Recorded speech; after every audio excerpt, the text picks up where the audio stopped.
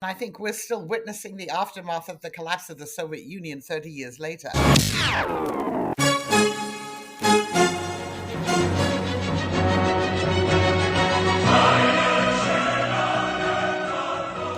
Anyone who doesn't regret the passing of the Soviet Union has no heart. Anyone who wants it restored has no brains.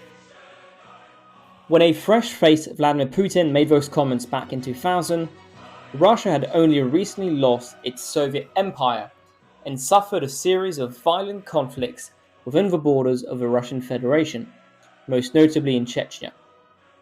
Just like the rest of Europe lost its colonies in the latter half of the 20th century, Russia was forced to lose large chunks of its imperial Soviet possessions. But over the last 2 decades, Vladimir Putin nonetheless managed to maintain a strong influence network in Russia's near abroad, making the Russian Federation a central actor in the politics of the Caucasus and Central Asia.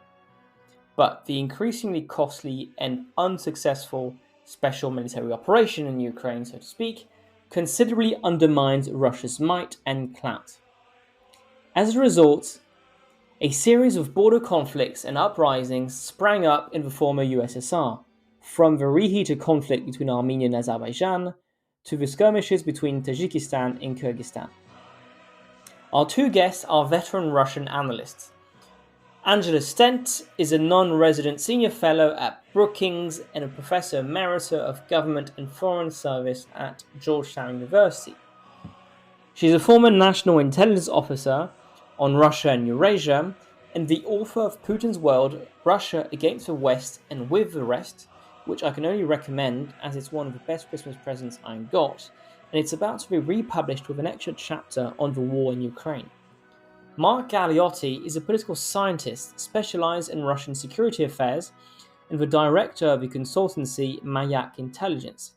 He is an honorary professor at the UCL School of Slavonic and Eastern European Studies, a senior associate fellow at the Royal United Services Institute, and he's also publishing later this week Putin's Wars from Chechnya to Ukraine, which should be an incredibly timely read. For our Patreon section, our two experts took an in-depth look at the Russian Federation itself. War and the ramping up of conscription also sparked some major tensions within the ethnic minority groups which constitute the Russian Federation, which could upset the balance of power within the nominally federal Federation of Russia. We also had an in-depth conversation on Russian imperialism, modern Russian nationalism, and whether Russia sees itself as a former colonial power. If you want to listen to this Patreon-exclusive conversation and get plenty of additional content week after week, you can subscribe for as little as a sandwich a month. Now, on to the show.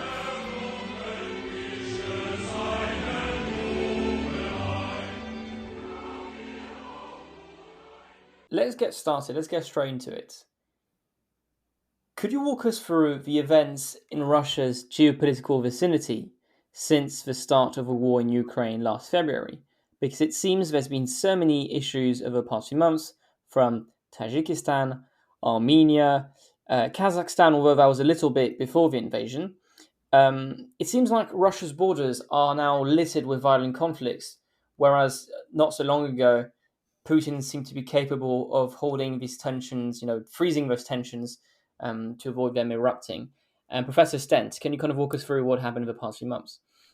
I certainly will. And I think we're still witnessing the aftermath of the collapse of the Soviet Union 30 years later. So even before the invasion of Ukraine, there was an uprising in Kazakhstan. There were two different uprisings. One was a sort of popular uprising against rising prices and bad conditions, living conditions. And then one was obviously an elite attempt by the Nazarbayev family against the current president, Tokayev. And interestingly enough, given all of the unrest there, President Tokayev asked President Putin to send in troops from the Collective Security Treaty Organization to calm things down. In fact, they were really Russian troops, and they did calm things down. So he owes the fact that he's still in office, really, to what President Putin did. Mm. Then Tajikistan and Kyrgyzstan have been engaged in border skirmishes and in hostilities since then. Armenia and Azerbaijan have once again been at war with each other. This is an ongoing conflict from 30 years, but particularly from a couple of years ago. Yeah. And so it really, that neighborhood, which used to look quite stable, really is quite unstable. And Russia has been unable, since the beginning of the war with Ukraine, really to have any influence over this. And Professor Galeotti, is there a tie, a link with the invasion of Ukraine and the collapse in stability in Russia's near abroad, as they like to call it? I think so. I mean, this is the interesting irony that on the one hand, Russia clearly has been a force for instability where it so chooses. So, one can look at not just the direct military intervention into Georgia in the so-called 5-day war, but since then, pressure brought to bear there, pressure brought to bear in Moldova, and obviously Ukraine. So on the one hand, and it's obviously particularly on the western flanks, it's a force for instability, but elsewhere, it absolutely has been, in its own, often self-interested and thuggish way, a force for stability, and particularly in Central Asia. I think this is a thing that's often not really understood, is the degree to which in Central Asia, Russia was the security guarantor of choice. And it actually had been a pretty reliable and effective one. And put very, very crudely, the countries of Central Asia would look to Beijing for money and Moscow for muscle, for security. And of course, now that Moscow is so patently unable to do so, I mean, let's be perfectly honest, it's questionable whether they'd even be able to mount the kind of pretty limited military intervention that has happened in Kazakhstan these days. But now that, Moscow isn't and probably won't be for the foreseeable future, it does create all kinds of security dilemmas, because although China may well be bit by bit sucked in, to be perfectly honest, Beijing has no great enthusiasm for becoming the policeman of Central Asia. So that, it actually does create something of a vacuum in regional politics. Mm-hmm. Professor Stent, would you be able to talk us through, if we cast our minds back to the collapse of the Soviet Union and the end of the Cold War, would you be able to walk us through how Russia exerted influence, both in terms of domestic politics and security in those countries that were on its periphery since the end of the Cold War? Well, it's exerted, I would say, multifaceted influence.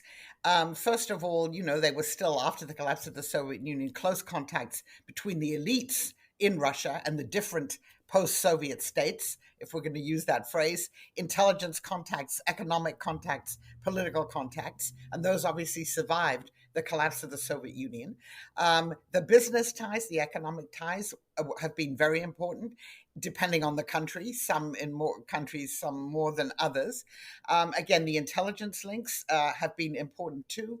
And as Mark Galeotti was saying, Russia as a security provider, particularly for Central Asia, was very important. So you've had since the collapse of the Soviet Union a sort of post-Soviet syndrome for the last 30 years, where most of these countries are run by a small group of people who own most of the assets of the country. They are undemocratic systems, some more undemocratic than others. Ukraine and Georgia have proved the exception to this, because whereas there's still a lot of Russian links, or there were with Ukraine until the war began, and certainly still with Georgia, those two systems were a little bit more pluralistic. The political systems were very similar, and that really did enable the Kremlin to exert influence there. So in Central Asia, they did have quite a lot of influence, I would say, in countries like Kazakhstan and Kyrgyzstan, not so much in Turkmenistan. Belarus was a country where there's been really close links since the middle of the 1990s, since Mr. Lukashenko came to power, more problematic in Ukraine, and very strong links in Armenia, again, business and other links. Somewhat less so in Azerbaijan. So it's a patchwork there, but those networks of influence have lasted for 30 years. Professor Galeotti, we saw Western Europe and Central Europe integrate through the European Union and through NATO. Why did Russia not try to create the same sort of structures until very recently, thinking about the Eurasian Economic Union, which really only came into being in 2015? I think it's a variety of reasons. First of all, for any such union to work properly, it does have to have at least a degree of mutuality. Even if we go back to Comecon, which was the Soviet era economic structure, to again, basically the economic counterpart to the Warsaw Pact. On the one hand, yes, it was clearly dominated by Moscow, but on the other, it was essentially made viable on the back of quite generous subsidies that Moscow was providing, particularly in such areas as energy. So actually, if you want to build that kind of an imperial model of union, you're going to have to pay for it. And Moscow, to be blunt, didn't want to pay for it, didn't feel it needed to pay for it. The alternative model, of course, is one in which actually, and again, this is how the European Union emerged from the European Economic Community, is precisely one in which actually all the various countries regard themselves as having synergies from joining this. So it has to be much more of a question of mutuality. And frankly, the economic structures of the region are such not to really encourage that. Actually, many of the real partners that people want to connect with are outside of the post-Soviet space. But also, more to the point, Moscow wasn't looking for a union of equals. Moscow precisely actually regarded its greatest advantages to be found in bilateral ties with countries that by definition were smaller and poorer than itself. Now, when Putin decided on creating this Eurasian Economic Union, which in some ways is a slightly sort of caricatured and distorted equivalent of the old EEC, still, this is seen as essentially an instrument of metropolitan control. This is more than anything else an imperial instrument, not just in terms of economic ties, but also because of the way it is structured, as in some ways being more about a webwork of bilateral ties with Moscow brokering the lateral ties rather than a genuine union. So, I mean, I think this is it. It represented a point at which actually Putin was looking to, in effect, institutionalize his control over the region. But at least as importantly, it was about pushing back against what he felt was the encroachment, primarily of the European Union, but also with other, economic connectivities, particularly to China. Moving on, perhaps, on the maybe not so much a kind of hard power influence that Russia has on those and on its near abroad, but perhaps more as kind of a diplomatic role. Since the war in Ukraine, as we said, Russia is no longer capable of acting as the arbiter of peace. And in quite a remarkable picture, we saw senior EU and national state from Europe acting as brokers between Azerbaijan and Armenia, which is quite a staggering when you realize that after the last Armenia-Azerbaijan conflict, Armenia got a lot closer to Russia. How much has Russian diplomatic influence collapsed of late, and perhaps who is benefiting from this shift in the diplomatic balance of power in the region, starting with Professor Galeotti? I would be slightly cautious about declaring the death of Russian diplomatic power in the region. Yes, at the moment, there is clearly a massive, to put it bluntly, distraction in that everything is obviously focused on the Ukraine war. Secondly, the particular model in which Russia had sort of essentially carried out its diplomatic work within the region is now much, much less impressive and viable. Because it was this sense that Russia was the ultimate hegemonic power in the region, and could, if need be, always back up its diplomatic negotiations with military force. Now, that anyway was becoming much less plausible. I mean, actually, this is a fascinating thing about the Armenia-Azerbaijan conflict, in my opinion, was more than anything else the degree to which it signaled Turkey essentially having successfully demonstrated that it has a stake in what up to now had been considered, by Moscow at least, to be its own strategic neighborhood.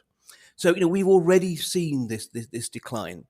The point is that obviously diplomacy really matters when you can provide one of two things: either genuine diplomatic muscle to the degree that it can resolve conflicts, or military, economic, or other forms of muscle that actually can impose some kind of resolution. Now, Moscow clearly at the moment is not in a position to impose anything, and therefore it comes down to its diplomatic capacities. And actually, there are degrees to which it's not even interested in competing, shall we say. Armenia Azerbaijan for it was in some ways a lose-lose proposition. In the previous conflict, it had managed to extricate itself with some kind of success by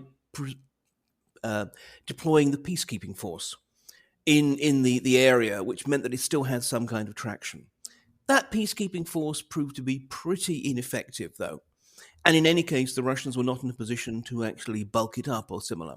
So I think there is a degree to which they abdicated a role. And of course, politics, much like nature, abhors a vacuum, and other people will come in.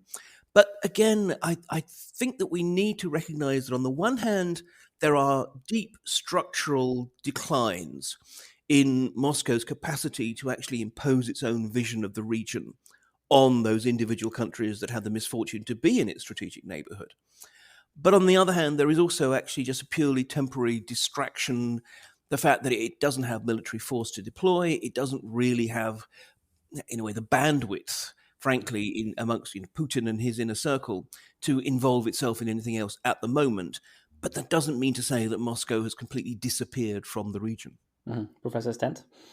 Yeah, I would just add to that there is a general questioning of Russia's competence. I mean, if you look at the performance of the military in the Ukraine war, and all those twists and turns in the Russian rhetoric and everything, I think that Russia's neighbors, all of them, are sort of re-examining how competent this great power is. Their great power who wants to be their protector.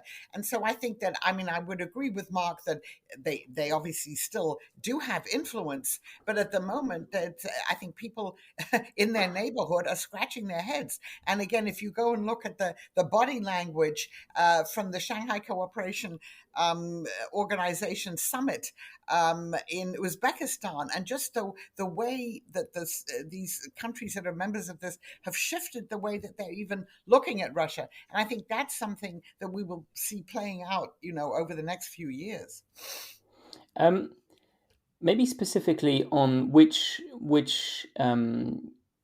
countries or entities do you think will be filling up that vacuum in the next few months? And although I perfectly understand the argument you made, Professor Galeotti, on the fact that we should be careful not to consider that Russian influence is completely off, but given it is somewhat waning, who do you feel is going to fill that gap in the next few months? Starting with Professor Stent. Well, Turkey has already, of course, been a player in the previous Armenia-Azerbaijan clashes. It has a peacekeeping role there, and Turkey in general is trying to increase its international clout as a result of the Russia-Ukraine war, and we've seen that in a number of different ways, and to some extent, well, the European Union as well. But I think particularly if we're talking about the post-Soviet countries, I see Turkey increasing its influence there. Mm-hmm. Professor Galeotti? Yes, I mean, I think obviously it depends on which flank we're talking about, because, we obviously, yes, the European Union is significant on the western flank, Turkey on the southwestern, clearly China in Central Asia, but also beyond, because actually sort of China's Belt and Road Initiative has meant that it has a genuinely global footprint. And this was one of the interesting things about Ukraine, and one of the reasons why the Chinese are to put it most sort of bluntly, actually deeply ambivalent about the success of Putin's war. That they had invested very heavily in Ukraine. Ukraine was their major import partner for corn. So actually, China has a stake throughout. Beyond that, I think more generally, I think Turkey has kind of pioneered the way. But I think what we're actually seeing is scope for, well, perhaps unfairly to call them second-rank powers, to also begin to intrude and intervene. Iran, for example, also has been looking for some kind of a role. India, it's quite interesting, the Indian relationship with Central Asia has been developing, and actually the Shanghai Cooperation Organization has provided a sort of additional framework for that. But look, I mean, in some ways, this is not new. I remember, some years back being in Baku, and that sense that you could hardly throw a stone without hitting some kind of foreign advisor or other sort of agent of influence, from Israeli all the way through to Chinese. And now, obviously, that's Azerbaijan. Azerbaijan has oil, which makes it a certain sort of magnet for attention. But generally, I think this is what we are seeing is exactly the long attempt by Moscow to essentially, where it could not actually assert active influence, at the very least to try and squeeze out and deny other people influence. Well, I think that has been for a long time decaying, and clearly that decay is very much accelerated of late. So all the various areas or parts of the Russian strategic neighborhood now become fair game. Just a follow up, because it seems that Russia's control or influence on those regions was very top down rather than bottom up. Was there nonetheless a Russian soft power, maybe through education, through culture, through language, that is still quite strong in those areas? And has that soft power been weakened over the last few months, starting with Professor Stent? Yeah, I think that's an excellent question. So the Russians did exercise quite successfully soft power. I mean, depending on the country. One of the main ways was through Russian television. So a lot of the elites, particularly in the Russian neighborhood, watched Russian TV. They got their news from Russian TV. I remember, for instance, in Kazakhstan, I wrote a book on U.S.-Russian relations that was published in Kazakh, and I went there and I was in Astana and doing a panel with people, and they all said to me, we've never really heard this version of the U.S.-Russian relationship, and these were all sort of professors and elites. And I think that's been an important means of influence, but I do believe that that's changing. And particularly in Kazakhstan, you have this movement now, particularly among young people, students, questioning the entire colonial history, right? They were all brought up to believe that, Britain and France and then the United States, we were all imperialist powers, but Russia was this kind of benevolent power. And they're now talking about Russia's colonial oppression of them. They're revisiting a lot of these questions. There's a very lively debate going on there. And so I think that particular version of soft power has been weakened by what's happening in Ukraine. And Kazakhstan is a country where, despite the fact that Putin helped Tokayev stay in power, he has really distanced himself from what's happening there. And I suspect in a number of other countries, again, among the youth in countries like Georgia, they're not learning Russian, and they haven't been for some time, as their second language, and they're not watching Russian TV. So I think depending on the country, that soft power is waning. Professor Galeotti? Yes, very much to agree with what Angela said, and just to sort of build it on. I think one of the clear signs is that Moscow never really understood how soft power works. And again, to use a certain parallel, and maybe I would as a Brit, it never really thought about the kind of dynamic that led to the Commonwealth, a way in which actually the United Kingdom was able to parley, in effect, giving countries sovereignty over themselves back, but nonetheless turned it into something positive and sought to build long-term positive cultural relations. Because, as you said in your question, essentially they have tended to really rely on, as far as possible, elite capture. And one can look at, again, Angela mentioned Georgia. I mean, that's a very, very clear case in point that Russia's relationships are essentially with rich and powerful Georgians, and they have done nothing to try and basically endear themselves to ordinary Georgians. So, generally speaking, this is an area in which they've abdicated responsibility in terms of trying to build soft power from the bottom. But likewise, they have increasingly, I think, failed at the top. And here, I mean, Armenia is, I think, the classic case in point. Precisely, this is a country where there still were really quite positive relations with the Russians and with Russia as a state. And although, again, one can question its historicity, there was a sense that Moscow had been a protector and a patron. And then when push came to shove, and when they actually found themselves in a position in which they desperately needed a protector and a patron because of the Azeris, well, Moscow was absent. So I think in this respect, I think it really demonstrates the weaknesses of primarily Vladimir Putin's own notions of geopolitics. This is still a man who is a very 19th century figure, in my opinion, in his outlook. And part of that is exactly that a monarch talks to monarchs. You don't actually try and build those fine webworks of interconnectivities between cultures and societies. That gives you real deep and enduring soft power. Over hearts and minds. Exactly. Just sort of thinking about Belarus specifically, there had been talk prior to the invasion, indeed after the invasion, that Vladimir Putin would seek to extend his time as president through a constitutional union with Belarus. And then the protests after the rigged election emerged. Have Russia's defeats allowed Lukashenko to regain some autonomy for himself? Or is he still as dependent on Putin as he had been before? Professor Stent, starting with you. Yes, I don't really see that. I mean, if it weren't for Vladimir Putin and Russia's support, he wouldn't be in power anymore.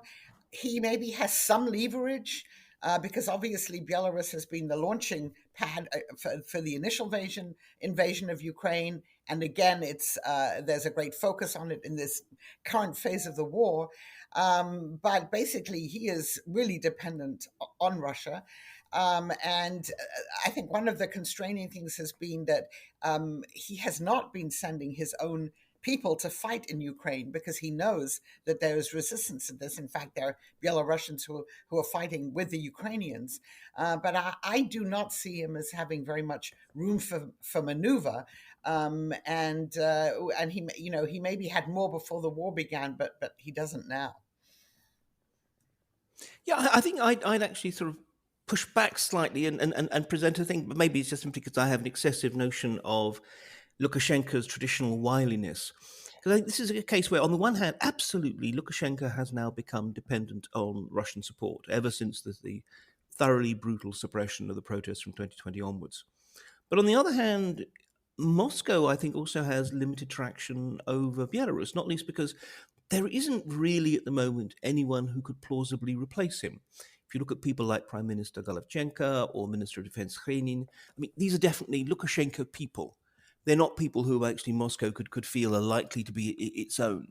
And I think in the current circumstances, Lukashenko is able to chart a delicate path. I mean, we see this at the moment with the word of Russian troops being deployed to Belarus. And obviously a fear that, in fact, there's going to be some joint Belarus-Russian drive towards Kyiv from the north. Well, that seems highly unlikely, not least because the military, the Belarusian military, do not want it, and Lukashenko is really dependent upon them. And instead, what's happening is actually this is being used as a way of trying to distract the Ukrainians, force them to send some more troops to defend against an attack that is likely never to happen, but also using Belarusian training facilities and quite possibly also training personnel to actually try and whip some of these new mobilized reservists of the Russians into shape. And in the process, we are seeing Belarusian arms stockpiles being raided by the Russians to make up for their own shortfalls because of the war. So on one level, Belarus is, of course, absolutely required to, in effect, perform its role as not just an ally, but a subordinate of Moscow's. But on the other hand, on the important things, in other words, about the deployment of troops, Lukashenko can hold the line. And I think, therefore, there is this kind of delicate balance. And I think it shows something about the way in which these politics are working, is that precisely Moscow has considerable leverage right up to the point when it starts to look weak. And again, this is a trap of Moscow's own making. It's created these incredibly transactional and confrontational relationships with its allies and clients. and therefore can hardly be surprised when they also treat it equally transactionally. Thank you both for that overview of Russia's near abroad. We're now going to talk about the Russian Federation itself, which will be available to our Patreon subscribers. So I do encourage you to subscribe to that. Zooming in on Russia itself, there has been a surge of violence and defiance of the government in various oblasts and districts, especially in Dagestan. Do we have an idea of the scale of these tensions across the Russian Federation? Starting with you, Professor Stent. Hi there, it's not Professor Stent, I'm sorry, it's me, it's Francois. I just want to let you know that if you want to listen to Professor Stent's brilliant answer to Julian's question, you'll have to join us on Patreon. Otherwise, we'll be moving on to the outro with Julian. So if you want to listen to Professor Stent's brilliant answer in our conversation on Russian nationalism and Russian imperialism, join us on Patreon. Otherwise, see you in the outro.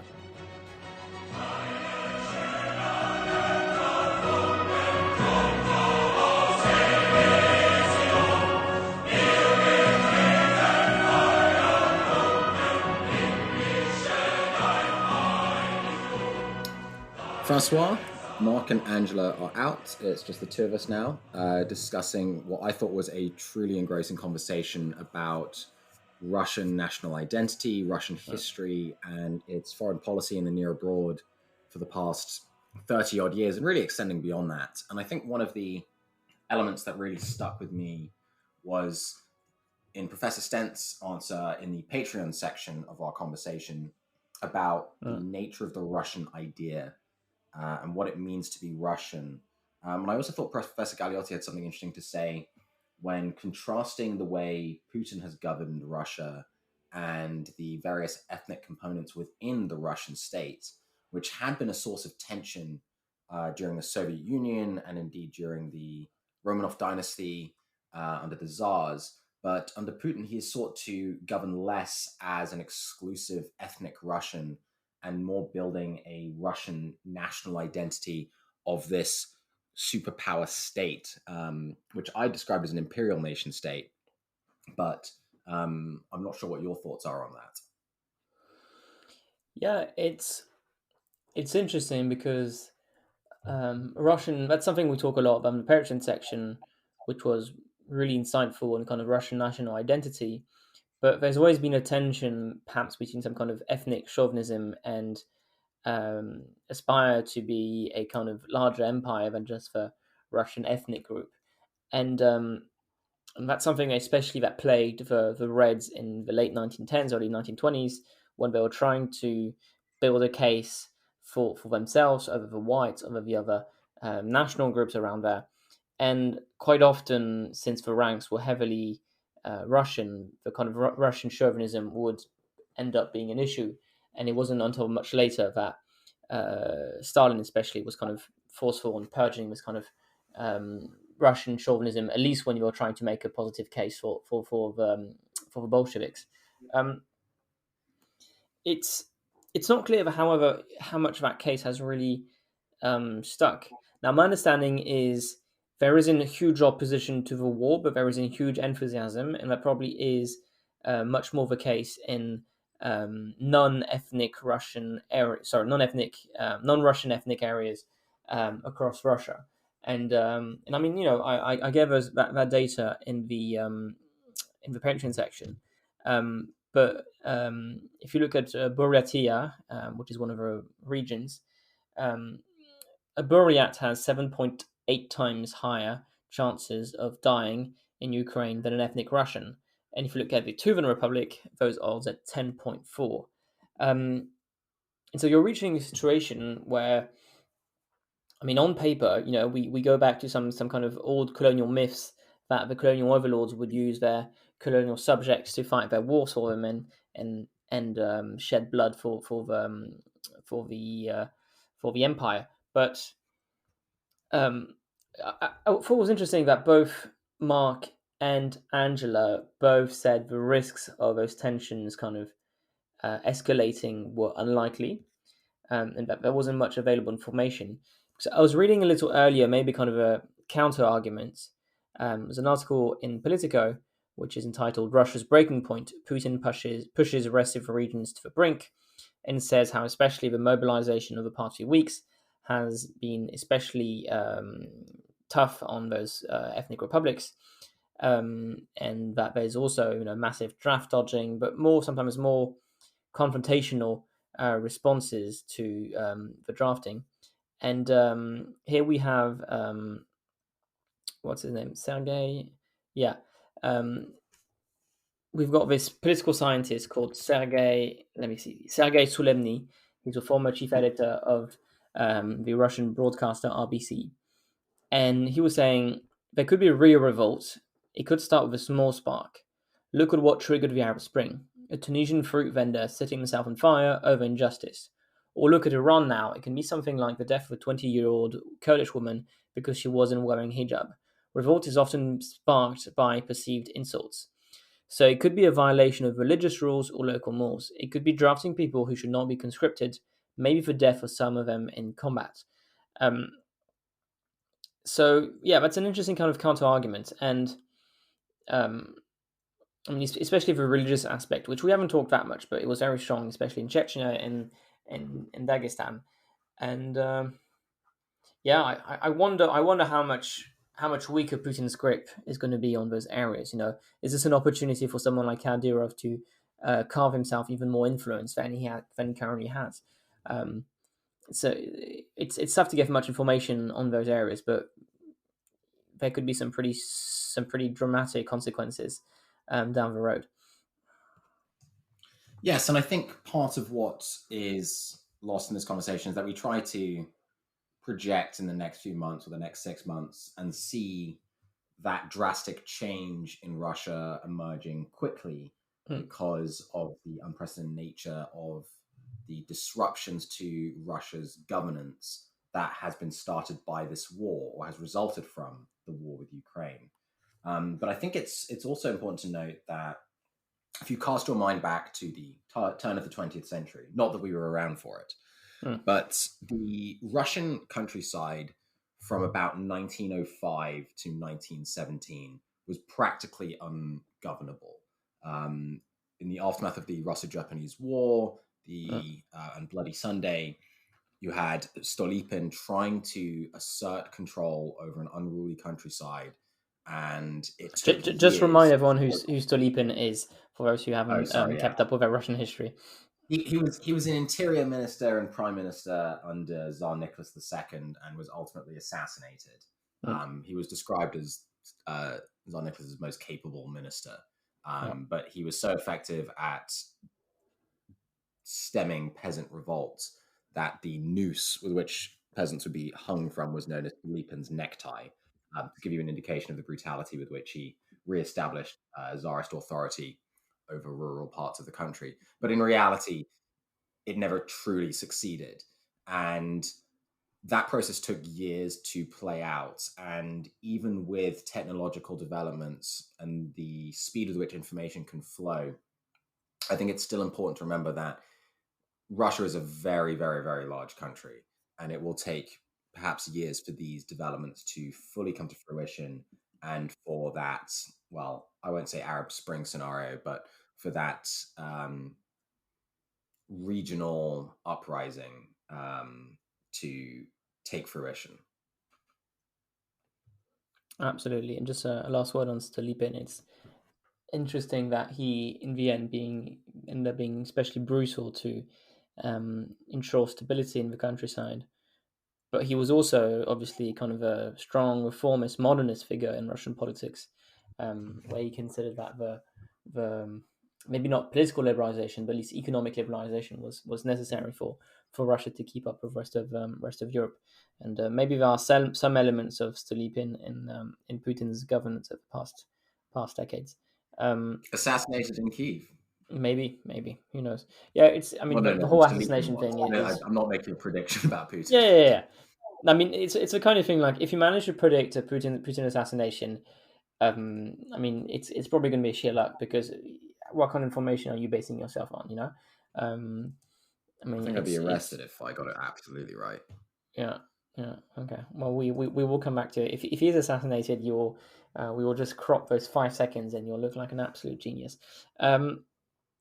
Great. Thank you so much for all of you for tuning in for this back-to-back episode on Russia and Ukraine. We realize we haven't done as much as we would have liked to on that issue, and so we've last week's episode on nuclear holocaust and this week on Russian imperialism. I think we have been catching up on that. Again, if you want to listen to the incredibly insightful Patreon section on Russian imperialism and the inner workings of the Russian Federation with the different minorities in Russia and whether they believe they belong to a common nation, you can subscribe for as little as €5 a month. And I really recommend. You're essentially getting twice as much content by subscribing, and some of the most juicy and information-packed parts of the conversation as well. So thank you so much to all our patrons who have been backing us.